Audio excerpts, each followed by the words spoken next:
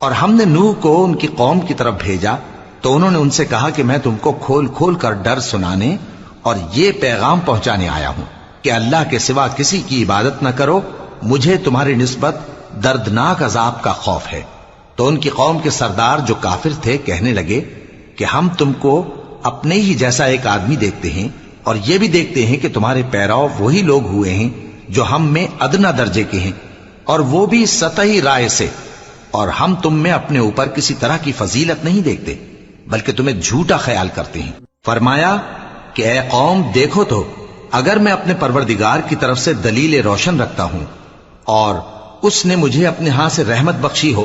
جس کی حقیقت تم سے پوشیدہ ہو گئی ہے، تو کیا ہم اس کے لیے تمہیں مجبور کر سکتے ہیں جبکہ تم اس سے ناخوش ہو؟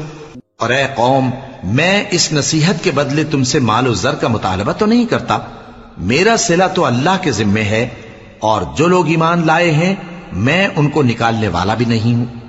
وہ تو اپنے پروردگار سے ملنے والے ہیں، لیکن میں دیکھتا ہوں کہ تم لوگ نادانی کر رہے ہو۔ اے میری قوم، اگر میں ان کو نکال دوں تو اللہ کی گرفت سے بچانے کے لیے کون میری مدد کر سکتا ہے؟ بھلا تم غور کیوں نہیں کرتے؟ اور میں نہ تم سے یہ کہتا ہوں کہ میرے پاس اللہ کے خزانے ہیں، اور نہ یہ کہ میں غیب جانتا ہوں، اور نہ یہ کہتا ہوں کہ میں فرشتہ ہوں، اور نہ ان لوگوں کی نسبت جن کو تم حقارت کی نظر سے دیکھتے ہو یہ کہتا ہوں کہ اللہ ان کو بھلائی یعنی اعمال کی جزا نہیں دے گا۔ جو ان کے دلوں میں ہے اسے اللہ خوب جانتا ہے، اگر میں ایسا کہوں تو بے انصافوں میں ہو جاؤں۔ انہوں نے کہا کہ نوح، تم نے ہم سے جھگڑا تو کیا اور جھگڑا بھی بہت کیا،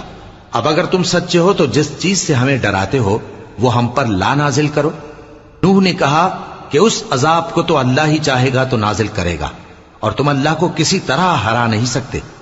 اور اگر میں یہ چاہوں کہ تمہاری خیر خواہی کروں اور اللہ یہ چاہے کہ تمہیں گمراہ رہنے دے تو میری خیر خواہی تم کو کچھ فائدہ نہیں دے سکتی، وہی تمہارا پروردگار ہے اور تمہیں اسی کی طرف لوٹ کر جانا ہے۔